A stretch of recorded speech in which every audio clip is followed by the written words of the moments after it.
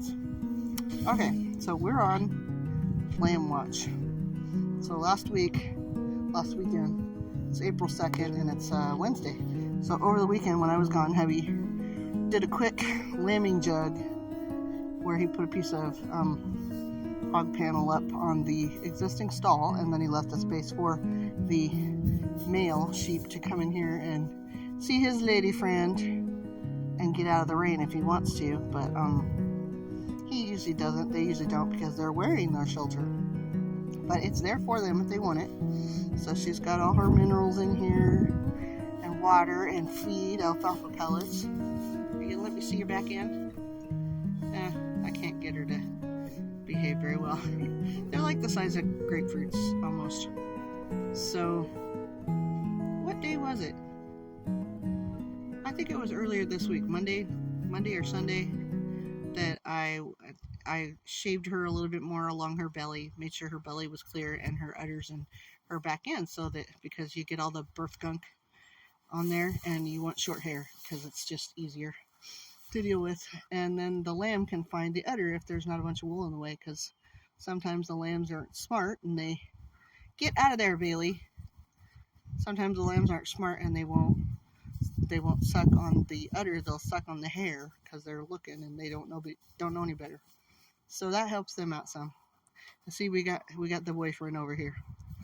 He's over here eating his share of alfalfa grain, alfalfa pellets, and then she's got hers, and she gets to keep it all because he's not hogging it out. So, but these are Shetland sheep, and these were my bonus sheep, if you remember. And they've gotten a little bit bigger. Enough that when he hits me pretty good, which he doesn't do often, but if you corner him in this stall, he will. If he sees a hole, he'll go for it, whether you're in the hole or not. So, but yeah, we're on lamb watch. I'll have to get in there probably tomorrow in the next couple of days, and we'll squeeze the udders again and see if milk comes out, because when milk comes out, it's 24 hours. So, at least that's the way it was with the goats and the cow. So, because they make milk like 24 to 48 hours beforehand. So, but I got her hooves trimmed. I haven't got him trimmed yet, but it's almost time to shear them. We still had temps at night of 37 degrees, 39 degrees. So I haven't sheared them quite yet. Heavy was arguing. He's like, it's still cold at night. So, but even with like a half inch of wool on them, they're quite warm. So if you've ever worn like a fleece lined jacket or something, it's about like that. So, and then they have a place to get out of the wind and shelter. These sheep are known for being pretty hardy in really bad conditions. And in fact, already on the sunny days, if they're in the direct sun, they've started to pant a little bit. So, because they're black sheep. They're Shetland sheep. They were my bonus sheep that the neighbors had caught somebody at the end of their driveway, and somebody shoved these sheep out at the end of their driveway, and then everybody chased them around till they wound up here. So, and the cop said, well, you just hang on to them, and nobody's claimed them in 2 years, so these are my bonus sheep. So, don't know anything about them. Don't know if they're brother and sister even. So this will be the second year, and the first lamb didn't make it, so we'll see if the second one makes it. So, I would like to shear her. I want to shear them both. I think I see 4-inch long fibers. I do them once a year because I want longer fibers.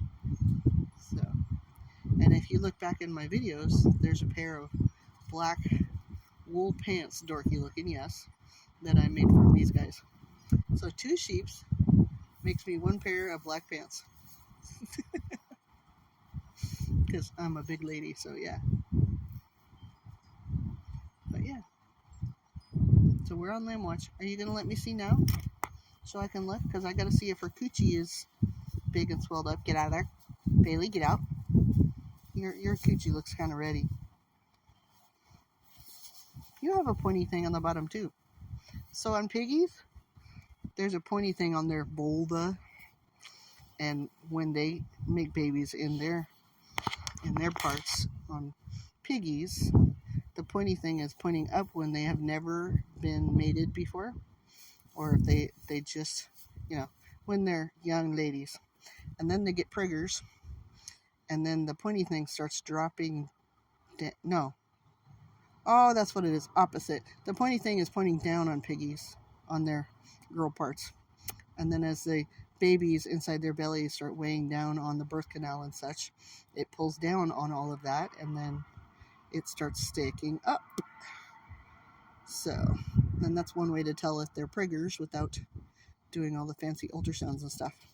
Which is kind of one of the things I was looking at, because the plumbing is pretty much the same. She has a pointy thing too.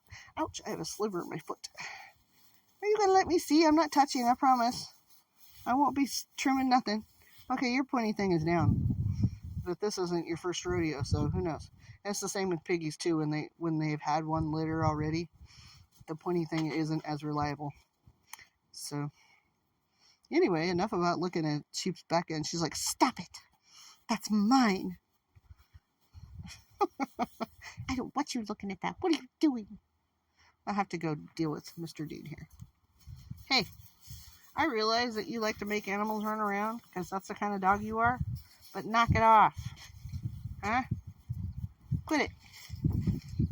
I gotta get these alpacas fed too. I gotta go get more grain for you guys. I would like you to come in here. That would make my life a whole lot easier, because he's not in rut anymore. They were all together, the alpacas and this guy, but he was going through his rut in the fall, and he just thought that white one over there was the sexiest thing ever, and he was like butting her and being a really mean little jerk. That is not the way to get the ladies, buddy. So, quit. I know what you're doing, and he's gonna hurt you. So quit. Alright. We got a 7-minute long video. I should probably shut up, huh? Alright, y'all have a good one.